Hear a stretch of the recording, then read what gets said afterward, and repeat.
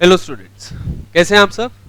मैं सीए राहुल माटा आपके साथ एक टॉपिक डिस्कस करने जा रहा हूं जिसका नाम है सेपरेट लीगल एंटिटी। अक्सर आपने इसके बारे में सुना होगा, सेपरेट लीगल एंटिटी क्या होती है। एक कंपनी को अक्सर सेपरेट लीगल एंटिटी कहा जाता है। क्यों कहा जाता है, क्या कारण है और क्या मतलब है इस टर्म का, सेपरेट लीगल एंटिटी। आइए मेरे साथ इस टॉपिक को डिस्कस करेंगे। एक शॉर्ट डेफिनेशन जिसको बोलते हैं separate legal entity. Separate legal entity के बारे में क्या बोला गया, कहते हैं जब एक कंपनी रजिस्टर हो जाती है, कह रहे when a company is registered, जैसे ही कंपनी रजिस्टर हो जाती है तो वो एक लीगल पर्सनैलिटी बन जाती है। कहते हैं जैसे एक इंसान के पास पावर्स हैं, राइट्स होते हैं, वैसे ही एक कंपनी के पास भी क्या आ जाएंगे, राइट्स एंड पावर्स। कंपनी के पास भी क्या आ जाएंगे, राइट्स एंड पावर्स। कह रहे इसके पास भी राइट्स एंड पावर्स आ जाएंगे एज अ ह्यूमन बीइंग। ठीक है, एक कंपनी खुद के नाम पर प्रॉपर्टी खरीद सकती है, खुद एक बैंक अकाउंट ओपन कर सकती है, लोन रेज कर सकती है, लायबिलिटीज इनकर कर सकती है और कॉन्ट्रैक्ट्स में भी एंटर कर सकती है।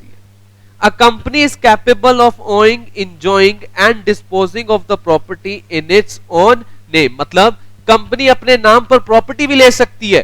हाँ जी बच्चों, कंपनी अपने नाम पर प्रॉपर्टी भी ले सकती है और उसको बेच भी सकती है।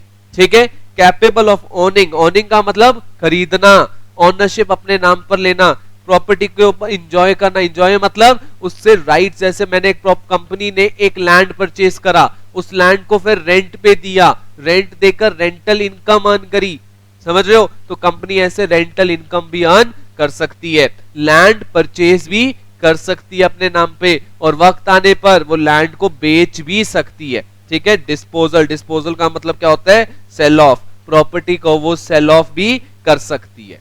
ठीक है, एक बहुत ही फेमस केस लो है बच्चों, Salomon versus Salomon and company limited. ये एक बहुत ही फेमस केस लो है।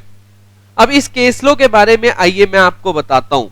आइए इस केस लो के बारे में आज हम सीखेंगे कि Salomon and Salomon company limited का क्या नाम था, क्या काम था राधा।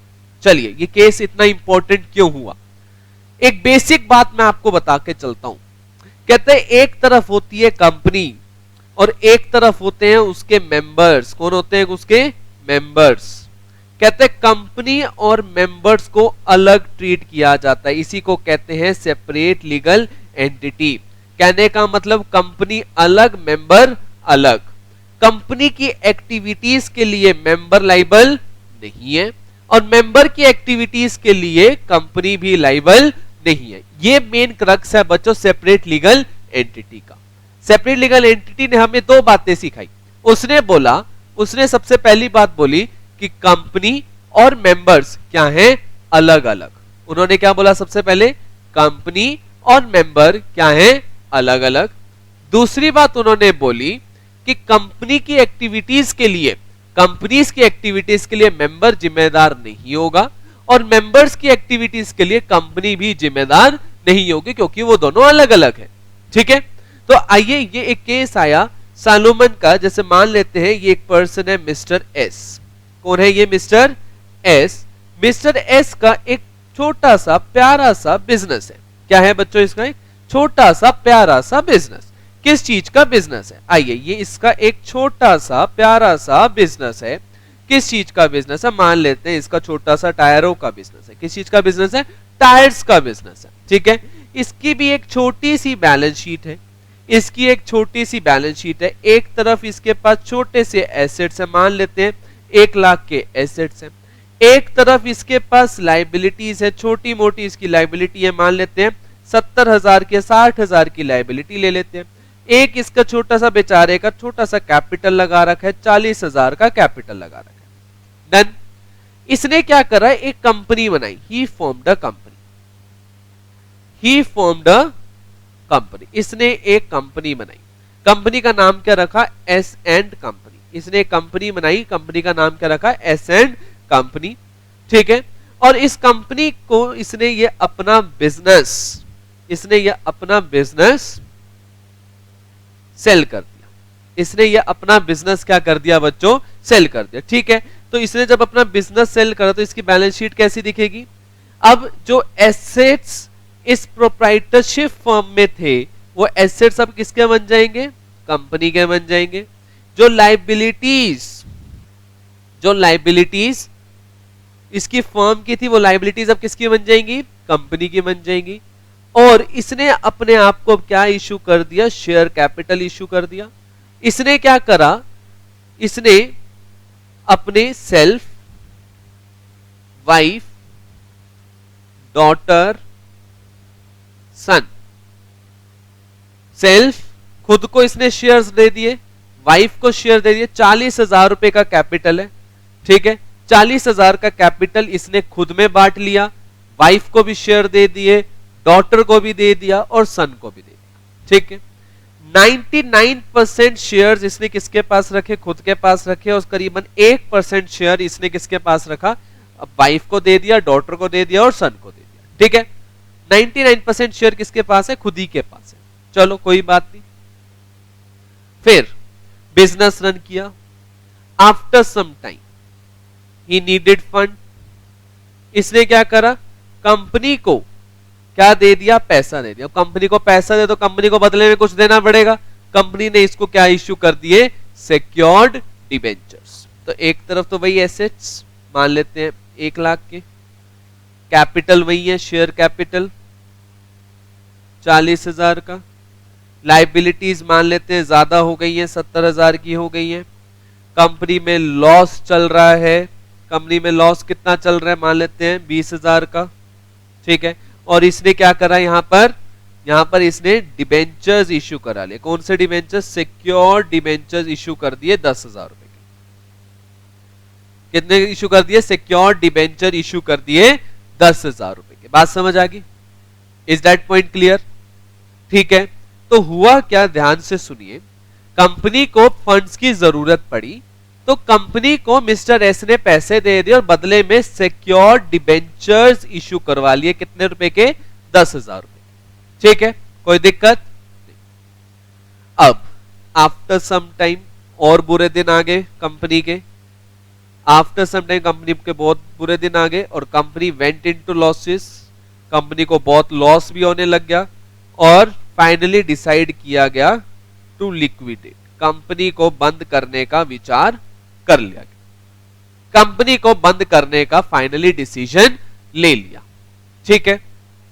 तो अब जब कंपनी को बंद करना होगा तो हमें ये एसेट्स को क्या करना होगा? सेल करना होगा। हमें क्या करना होगा? कंपनी के एसेट्स को बेचना होगा। और मान लेते हैं कंपनी के एसेट्स बिके, कितने में बिके? मान लेते हैं कंपनी के एसेट्स बिके 30,000 रुपए। सिर्फ कितने रुपए के बिके? 30,000 रुपए के कंपनी के एसेट्स बिके, ठीक है। अब कंपनी के पास कितना पैसा आ गया? 30,000 रुपए। लाइबिलिटीज में देखेंगे तो क्या है? लाइबिलिटीज में एक तरफ तो आउटसाइड लाइबिलिटीज है, कितनी है? 70,000। सिक्योर्ड डिबेंचर्स हैं 10,000 और शेयर कैपिटल भी है 40,000 और पैसा कितना है? सिर्फ 30,000। डन। तो मिस्टर एस ने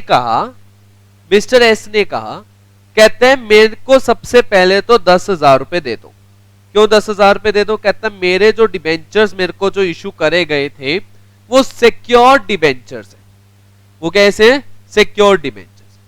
जैसे ही ये बात आउटसाइड लाइबिलिटीज मतलब आउटसाइड क्रेडिटर्स को पता चली तो क्रेडिटर्स ने हंगामा कर दिया। क्रेडिटर्स कहने लगे कि भाई ये पैसे 30,000 तो हमें मिलने चाहिए, एस तो कंपनी का मालिक है, उसे क्यों दे रहे हो? ठीक है, पहले पैसे किसे मिलने चाहिए? हमें मिलने चाहिए। सुन रहे हो मेरी बात? तो क्रेडिटर्स ने क्या बोला? एक तरफ कौन आगे? Sundry creditors. और सन्ड्री क्रेडिटर्स ने क्या कहा? सन्ड्री क्रेडिटर्स ने कहा कि भाई पहले पैसे हमें मिलने चाहिए। ठीक है, पहले पैसे किसे मिलने चाहिए? हमें मिलने चाहिए। मतलब अगर आप पहले पैसे हमें दोगे, क्योंकि हम कंपनी के क्या हैं? हमारी क्या है? कंपनी को हमें पैसे देने, हमारी तरफ लाइबिलिटी है। मिस्टर एस तो कंपनी का क्या है? Owner of the company, company का मेंबर है। आप एस को पैसे कैसे दे सकते हो? दूसरी तरफ मिस्टर एस कहता है, मिस्टर एस कह रहे हैं कि भाई मैं क्या हूं, कंपनी का सिक्योर्ड डिबेंचर होल्डर। ठीक है, कहते हैं कंपनी क्या होती है, एक सेपरेट लीगल एंटिटी। तो पहले पैसे किससे मिलने चाहिए, मुझे मिलने चाहिए। ये केस चला गया कोर्ट में, कोर्ट ने दोनों की बातें सुनी और फाइनल डिसीजन दिया। फाइनल डिसीजन क्या दिया, देखिए फाइनल डिसीजन दिया, बोला लो ने, जज साहब ने बोला कि कंपनी क्या होती है, एक सेपरेट लीगल एंटिटी। कंपनी क्या, एक सेपरेट लीगल एंटिटी। कंपनी के मेंबर्स एंड कंपनी क्या होते हैं, ये डिस्टिंक्ट। डिस्टिंक्ट का मतलब होता है बच्चों separate, they are separate from each other, they are separate from each other. दोनों क्या है, अलग अलग गिने जाएंगे।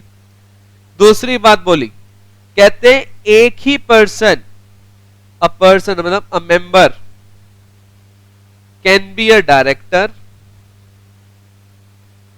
Can be a director, can be a debenture holder in a company. कह रहे एक ही मेंबर डायरेक्टर भी हो सकता है कंपनी में, वही पर्सन डिबेंचर होल्डर भी हो सकता है।